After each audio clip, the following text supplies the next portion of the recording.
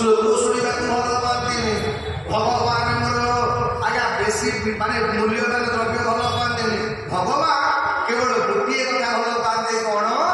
ଆମେ ଭଗବାନଙ୍କୁ କେତେ ଭଲ ପାଉଛୁ। କର୍ଦ୍ଦମ କହି କପିଳ ଭଗବାନ କହିଲେ, କହିଲେ ମା ଏ ଦୁନିଆରେ କେବଳ ଗୋଟିଏ, ଆପଣ ଭଗବାନଙ୍କୁ କେତେ ଭଲ ପାଉଛନ୍ତି, କେମିତି ମନେ ରଖିଛନ୍ତି। ଆଉ ଯିଏ ଯୋଉ ରୂପରେ ଭଲ ପାଇବ ଭଗବାନ ତାକୁ ସେଇ ରୂପରେ ଦର୍ଶନ ଦେବେ। ଏବେ ଆଜ୍ଞା ବକଳା ଧର୍ମଶାଳା କଡ଼ରେ ଗୋଟେ ଛୋଟିଆ ମଠଟେ ଅଛି। ସେ ଗଳି ଭିତରେ ସେ ମଠଟା ନାଁ ହେଉଛି ପତିତ ପାବନ ମଠ। ଆଜ୍ଞା ଜଗତ ଦୁନିଆରେ ବହୁତ ଜଗନ୍ନାଥଙ୍କ ମୂର୍ତ୍ତି ଆପଣ ଦେଖିଥିବେ, କିନ୍ତୁ ସେ ଜଗନ୍ନାଥଙ୍କର ବିଶେଷତା କ'ଣ ହେଲା କହିଲେ? ମଣିଷ କାନ୍ଦିଲା ବେଳେ ଯୋଉ ଆଖି, ଯେମିତି କି ଆପଣମାନେ ଦେଖିଥିବେ କରୋନା ସମୟରେ ଜଗନ୍ନାଥ ମହାପ୍ରଭୁଙ୍କ ଆଖିରେ ଯେମିତି ଦିଧର ଲୁହା ବାହାରେ ଯେମିତି ଦେଖାଯାଉନଥିଲା, ଆଜ୍ଞା ସେ ପତିତ ପାବନ ମଠରେ ଯୋଉ ପତିତ ପାବନ ବିଗ୍ରହ ପୂଜା ପାଉଛନ୍ତି, କାହିଁକି ନା ଯୋଉଠି ଜଗନ୍ନାଥ ମହାପ୍ରଭୁ ଏକୁଟିଆ ପୂଜା ପାଆନ୍ତି, ତାଙ୍କ ନାଁ ଜଗନ୍ନାଥ ନୁହଁ, ସେ ପତିତ ପାବନ, ତାଙ୍କର ଦଧି ପାବନ ବୋଲି ତାଙ୍କର ପୂଜା ହୁଏ, କି ଶ୍ୟାମ ସୁନ୍ଦର ବୋଲିକି ପୂଜା ହୁଏ। ତ ସେଇ ନ୍ୟାୟରେ ସେ ପତିତ ପାବନ ମଠର ଯୋଉ ବିଗ୍ରହ, ପତିତ ପାବନ ବିଗ୍ରହ, ସେ ବିଗ୍ରହ ଆଜ୍ଞା ମାସେ ଥରେ ଦିଥର ବନକ ଲାଗି ରଙ୍ଗ ଲାଗିବ, କିନ୍ତୁ ବନକ ଲାଗି ହବାର ତା ପ୍ରଦନକୁ ବାଟ ଖୋଲିଲା ବେଳକୁ ଦିଧାରେ ଲୁହ ଉଠିବ। ଆଜି ପର୍ଯ୍ୟନ୍ତ ସେ ଜଗନ୍ନାଥ କାନ୍ଦୁଛନ୍ତି। କାନ୍ଦିବାର କାରଣ କ'ଣ?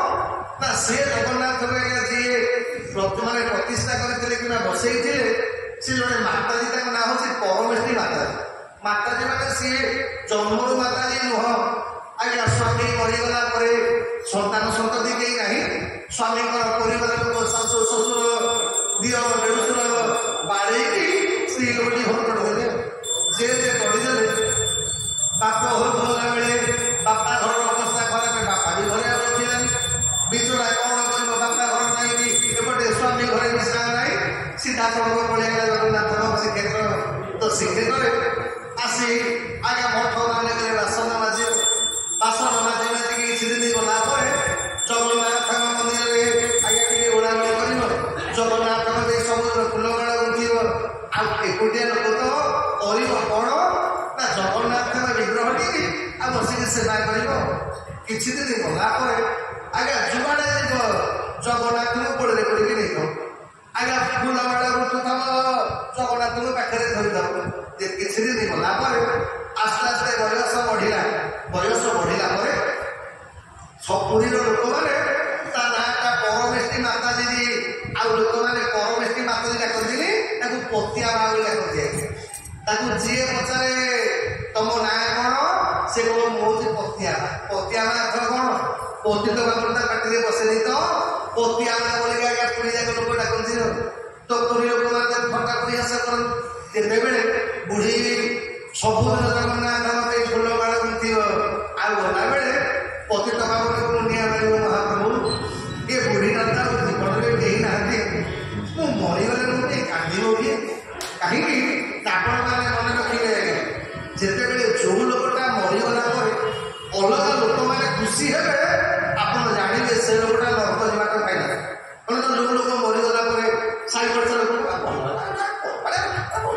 ମରିଯାଇଛି, ଆଉ ଯୋଉ ଲୋକ ମରିଗଲା ପରେ ଅନ୍ୟମାନେ ତା ପାଇଁ କାନ୍ଦିବେ, ଆଜ୍ଞା ସେ ଲୋକଟା ଭଗବାନଙ୍କ ବୈକୁଣ୍ଠ ପ୍ରାପ୍ତି ହେବାଟା ପାଇଲା ଲୋକଟା। ଆଜ୍ଞା ଆମେ ମାନେ ଏଇଥିପାଇଁ କାନ୍ଦିବୁ, କାରଣ କ'ଣ କହିଲେ, ଆଜ୍ଞା ଜଣେ ମରିଗଲା ପରେ ଯଦି ତା ପାଇଁ କିଏ ନ କାନ୍ଦିବ, ଜାଣିବେ ସେ ଲୋକଟା ନର୍କଗାମୀ ହେବ। ତେଣୁ ପୁରୀର ପଣ୍ଡାମାନେ ସବୁ କିଏ ପତିଆ ମାକୁ ଚିଡ଼େଇବା ପାଇଁ ପଚାରନ୍ତି, କହିଲେ ହଇଲ ପତିଆ ମା, ଆଲୋ ତୋର ତ ପିଲାପିଲି କେହି ନାହିଁ, ତୋର ତ ବନ୍ଧୁବାନ୍ଧବ କେହି ନାହିଁ, ଆଲୋ ତୁ ମରିଗଲେ ତୋ ପାଇଁ କାନ୍ଦିବ କିଏ? ପତିଆ ମା କହିଲେ କଥାଟା ଭାରି ବାଧେ। ପତିଆ ମା କାହାକୁ କିଛି କହିପାରେନି ସିନା, ଜଗନ୍ନାଥ ମହାପ୍ରଭୁଙ୍କୁ କହେ କାଳିଆରେ, ଏ ସଂସାରରେ ତ ମୋର ଆଉ କେହି ନାହିଁ, ଏ ମୁଁ ମରିଗଲା ପରେ ମୋ ପାଇଁ କାନ୍ଦିବ କିଏ? ଆଜ୍ଞା ଜଗନ୍ନାଥ ସବୁ ମତେ ଯେତେବେଳେ ପୁରୀର ସେବାୟତମାନେ ପଚାରନ୍ତି, ଆଲୋ ପତିଆ ମା ତୁ ମରିଗଲେ ତୋ ପାଇଁ କାନ୍ଦିବ କିଏ? ପତିଆ ମା ହାତ କାନ୍ଦି କହେ, ମୋ ପାଇଁ ତମେ ମାନେ କେହି ନ କାନ୍ଦିଲେ ନାହିଁ, ମୋ ପାଇଁ ମୋ କାଳିଆ ମୋ ପାଇଁ କାନ୍ଦିବ, ମୋ ମହାପ୍ରଭୁ ମୋ ପାଇଁ କାନ୍ଦିବ। ଆଉ ମୋ ବିଶ୍ୱାସ ଅଛି ମୋ ପତିଆ ମୋ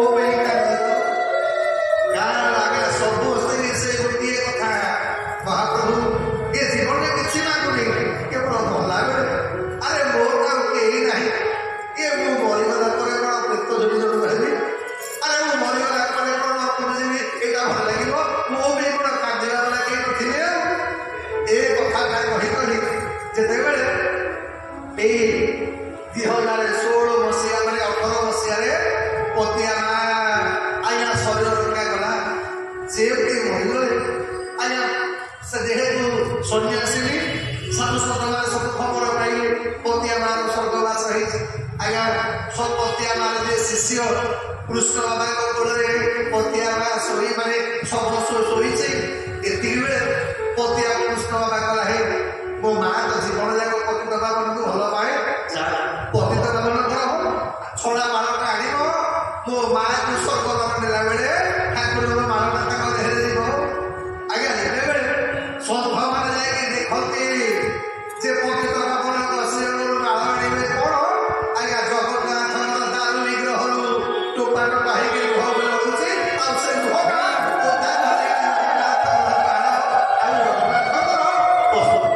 ସେ ଦିନ ଠାରୁ ଆଜି ପର୍ଯ୍ୟନ୍ତ ଯେତେ ବନ ଲାଗି ଗଲେ ମଧ୍ୟ ଆଜି ରଙ୍ଗ ଲାଗିଥିବ, କାଲି ସକାଳୁ ଜଗନ୍ନାଥ ଗାଠୁ ଦେଖିବା ଲୁହ ହୋଇ ପଡ଼ିଥିବ। ମହିମଣ୍ଡଳରେ ରହି ଏମିତି ଦିଅ ଭଗବାଇ ଧାରିବ ଝରତି ଲୁହ ସଦା ଝରିବ।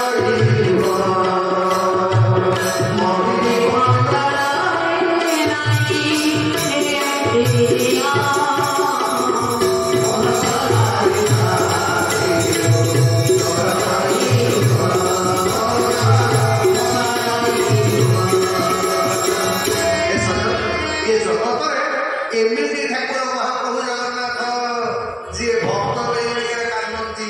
ଆଜି କପିଳ ଭଗବାନ କହିଲେ ମା ଜୀବନରେ ମଣିଷର ସାର୍ଥକତା ସେତିକି ବେଳେ ହବ ଆଜ୍ଞା ଭଗବାନଙ୍କ ସହିତ ଗୋଟେ ସମ୍ପର୍କ ରଖ।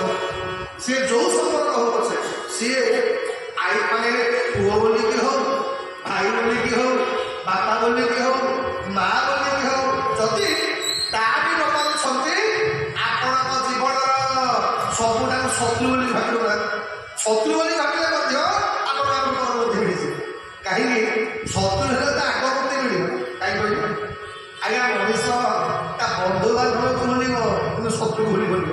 ଶତ୍ରୁ ଠାରୁ ଯଦି ଶୁଣିଲା ସେ ଅମୁକ ଲୋକ ମୋର ଏଇଆ କରିଥିଲା, ସିଏ ମତେ ଏଇଆ କରିଛି।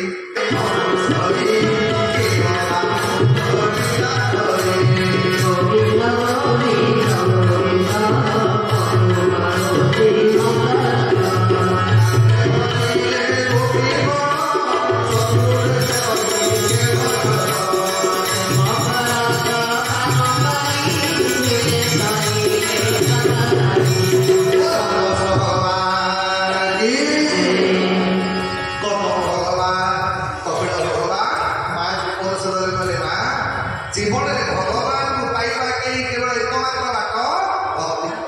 এইথিপাই শাস্ত্র হয়েছে কোন না ভক্তি অমূল্য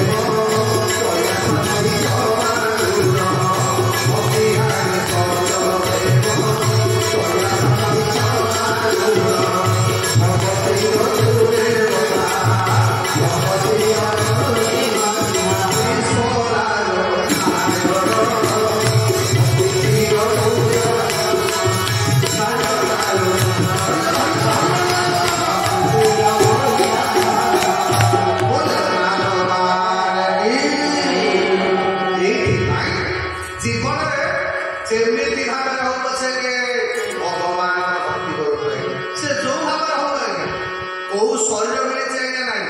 ଆପଣ ଶୁଣିଥିବେ ପରା ଆଜ୍ଞା ଅସୁର ଶରୀର ପାଇକି ବୃତ୍ତାସୁର ଭଗବାନଙ୍କର ପରମଗତି ପ୍ରାପ୍ତ ହେଇଗଲା। ପରିହିତ ମହାରାଜ କହିଲେ କହିଲେ ସୁଦେବ ଏଇ ଅସୁରଟା ସେ ପୁଣି ଭଗବାନଙ୍କୁ ପାଇଲା କେମିତି ମତେ ଟିକେ ବୃତ୍ତାସୁର କଥା ଟିକେ କହନ୍ତିନି। ଆରମ୍ଭ କଲେ ଆଜ୍ଞା ଭାଗବତ ଷଷ୍ଠ ସ୍କନ୍ଧରେ ସୁଦେବ ଗୋସ୍ୱାମୀ କହିଲେ ପରୀକ୍ଷିତରେ ଦିନେ ଦେବତାରୁ ସେଇ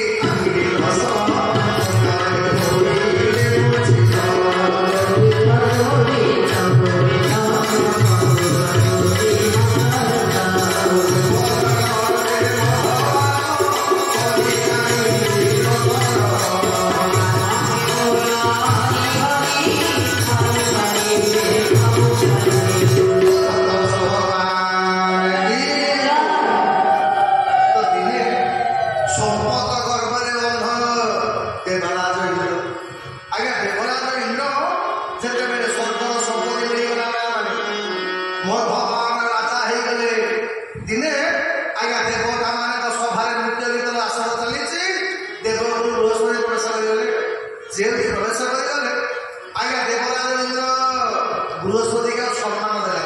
ଆମ ଶାସ୍ତ୍ର କହିଛି ଗୁରୁଙ୍କୁ ଦର୍ଶନ କଲା ମାତ୍ରେ ଆପଣମାନେ ଛିଡ଼ାକି ସମ୍ମାନ ଦେବେ। ଆଉ ଯୋଉ ବ୍ୟକ୍ତି ଗୁରୁଙ୍କୁ ଦେଖିଲା ପରେ ଆଜ୍ଞା ଜୀବନରେ ଭଗବାନ ସବୁ ସହ କରିପାରନ୍ତି, କିନ୍ତୁ ଆଜ୍ଞା ଶାସ୍ତ୍ର କହିଛି ଯଦି ଆପଣ ଭଗବାନ ପାଖରେ ଅପରାଧ କରିବେ, ବ୍ରହ୍ମାଙ୍କ ପାଖରେ ଅପରାଧ କରନ୍ତୁ, ବିଷ୍ଣୁଙ୍କ ପାଖରେ ଅପରାଧ କରନ୍ତୁ, ଶିବ ଅପରାଧ କରନ୍ତୁ, ଏକମାତ୍ର ଗୁରୁ ଆପଣଙ୍କୁ ସବୁ ଅପରାଧରୁ ମୁକ୍ତି କରିବାର ଶକ୍ତି କେବଳ ଗୁରୁଙ୍କର ଅଛି। କିନ୍ତୁ ଯଦି ଗୁରୁଙ୍କ ଦରବାର ଅପରାଧ କରିବେ, ବ୍ରହ୍ମା ବିଷ୍ଣୁ ମହେଶ୍ୱର ଶକ୍ତି ନାହିଁ ଆପଣଙ୍କୁ ସର୍ବମୁକ୍ତ କରିବା ପାଇଁ। ଏଇଥିପାଇଁ ଜୀବନରେ ଗୁରୁ ହଉଛନ୍ତି ଗୋବିନ୍ଦଙ୍କ ଠାରୁ ଆଜ୍ଞା ଶ୍ରେଷ୍ଠ। ହେ ଗୁରୁ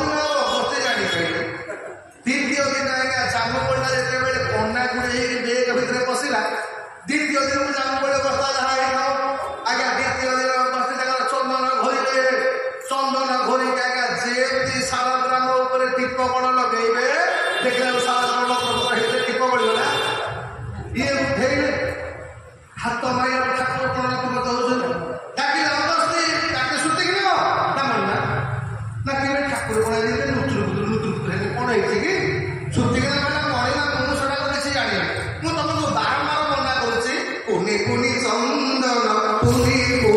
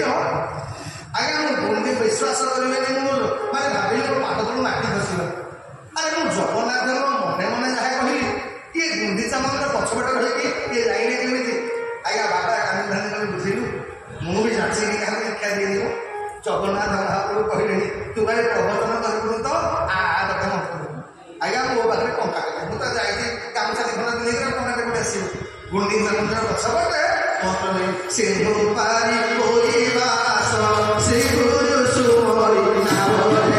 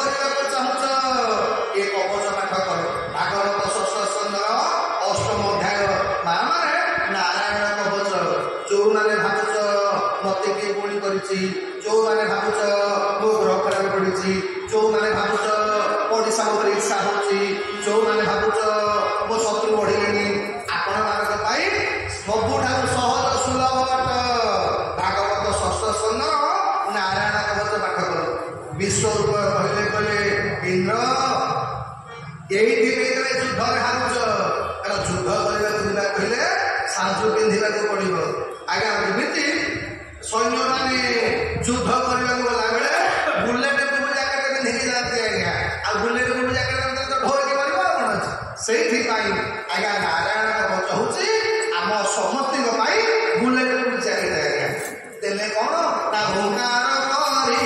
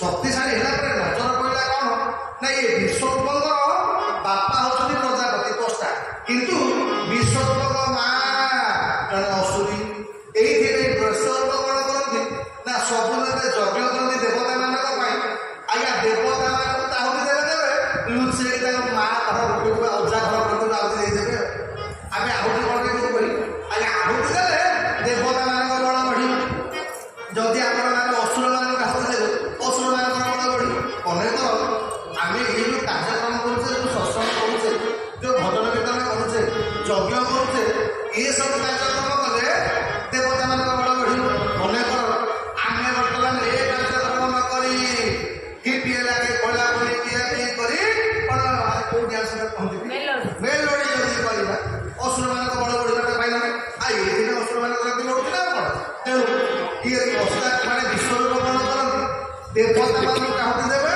ମା ଅସୁରମାନଙ୍କୁ କାହୁତି ଦେବେ ଅସୁର ମାନଙ୍କ ବଳ ବଢିଲା ଇନ୍ଦ୍ର କହିଲା ଭଲ ଇଏ ଆମ ଗୁରୁ ଇଏ ଆମକୁ କଣ ମେଡିସିନ ଦବ ଆମକୁ କଣ ବଟିକା ଦବ ଇଏ ତ ଔଷଧ ଦେଇକି ଆମ ଘର ମାନେ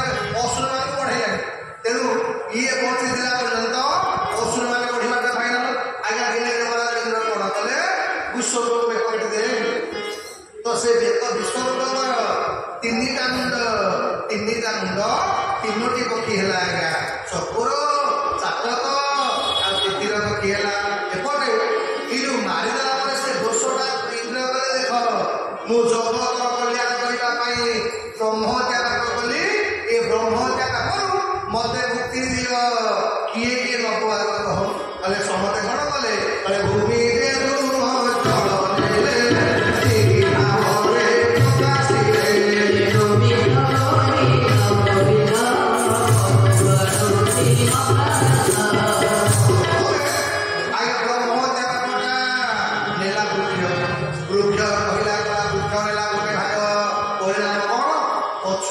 ଯେତେ କାଟିବେ ଗଛ ପୁଣି କଅଁଳିବ।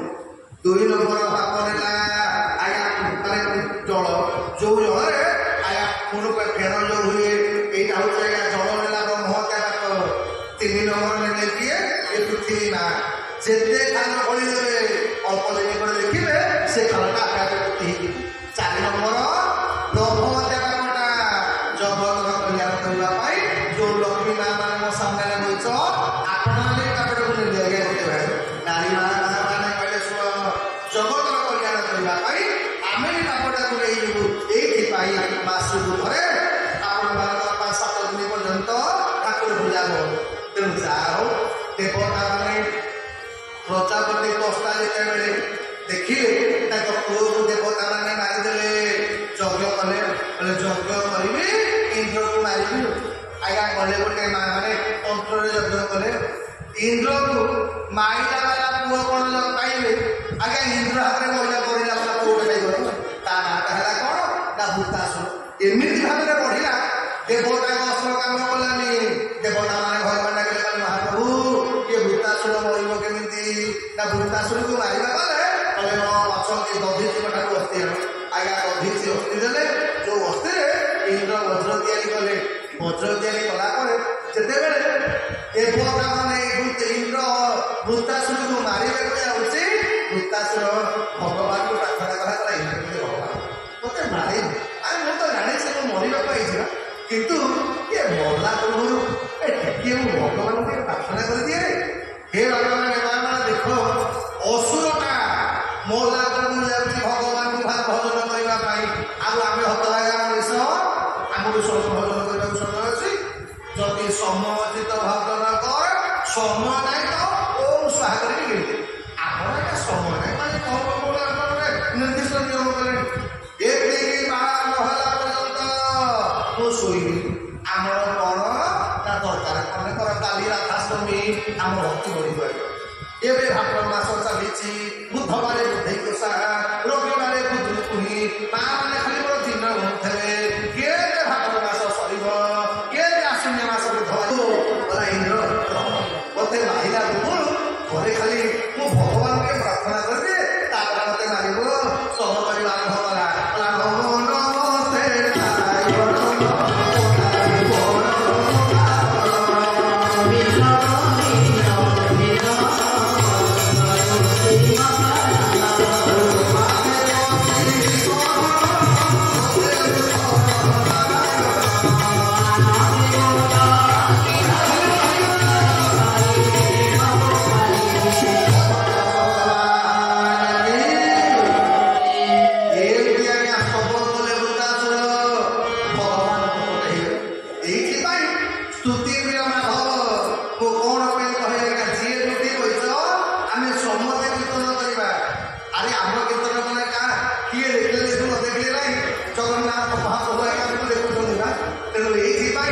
কীর্তন কলাবেলে ভাবিবে কিয়ে দেখলে দেখুন দেখলে যাই কালিয়া তো দেখুছে সে তো ভাল পাচ্ছে ଆଉ ଅଲଗା ଲୋକ ଦେଖିଲେ ତେଣୁ ବୃତ୍ତାସୁର ସ୍ତବରେ ଭଗବାନ ପ୍ରକଟ ହେଇଗଲେ।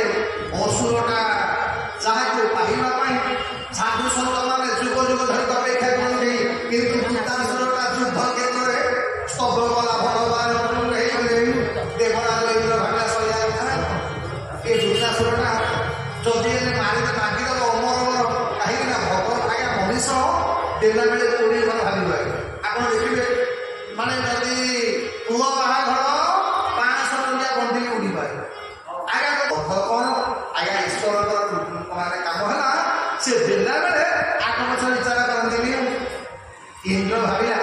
ये भगवान तो भक्त प्रिय ये वृत्तासुरटा कौन स्तुति कलानी भगवान प्रकट है नाई नाई यदि वृत्तासुर बर मागे प्रभु तो अमर बर दियो सैला यदि वृत्तासुर बर मागे तो मत इंद्र पद दे दियो ये ठाकुर तो इंद्र पद दे देले मो पदवी गला इंद्र कांदुचे वृत्तासुर बते लागला इंद्र मु इंद्र पद मागे तू जमा डरनी अमर बर मागे तू जमा डरनी किंतु भगवान को बर मागे भगवान वृत्तासुर कौन बर मागुना आज्ञा असुरटा भगवान को बर मागिला भगवान कहले वृत्तासुर धन देवी वृत्तासुर कहला मने धन कौन हम जदि धनटा भोग लागुला बेले धन खाइदेले आज्ञा मने कर आपण को प्रचंड भोग होथब 500 टका बंदिले गोटा कोन दे आज्ञा खाइ काम चले दे हो पेट पुरिबो आज्ञा मने कर राते निद हो नथब टेंशन रे आज्ञा निद होनी बहुत मन दुख अच्छी 2 खंड 500 टका बंदिले दे देबी आज्ञा मुंड तले धोई सोई पड़ू निद हम आज्ञा जीवन रे धनटा कथा कहला वृत्तासुर कहला इंद्र हे मणिमा मते से धन दरकार नहीं भगवान कहले कौन बर मागुछु ना मणिमा जदि मते बर देबे ताले गोटे बर दियो मु तो जीवन रे तो भलो पाई आपण को व्यतिरेक आउ काहा भलो पाइबे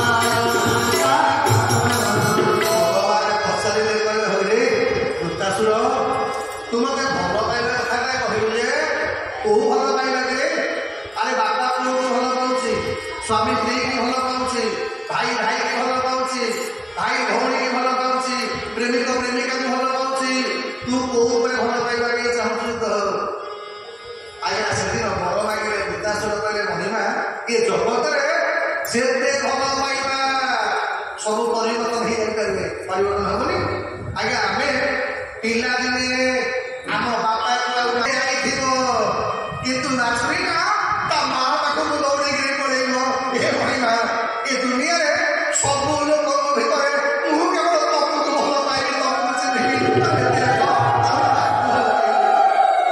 भगवान को बर मागे प्रार्थना कले कले इंद्र मत जदि मारिबू तो बेकटा मागो काटी निबा इंद्र कहला कहीं ना सुन तू पाद आड़ ताती के आसीबे जे ए जीवन शेष समय पर्यंत मु जेमिति भगवान को नाम स्मरण करी करथिली भगवान को नाम भजन करी करथिली आ बहुत समय भगवान दर्शन करी आज्ञा वृत्तासुर भगवान को सब दर्शन करी भगवान को बोधा उठा कहि गले भागवत षष्ठ स्कंदरे पानी विश्राम करवा समय गलानी आसंता काली चतुर्थ दिन भगवान दशम स्कंद भगवान चरण महोत्सव पालन करवा आसंता काली आज्ञा बेले आ बढ़िया साइड पिला से वृंदावन गोपी गोपाल रूप में समझते आसवे निज गोपी भाव सजेदेवा आपण सब गोपाल रूप में सजेबे बुढ़ा गणेश पाखे आम मैंने समस्ते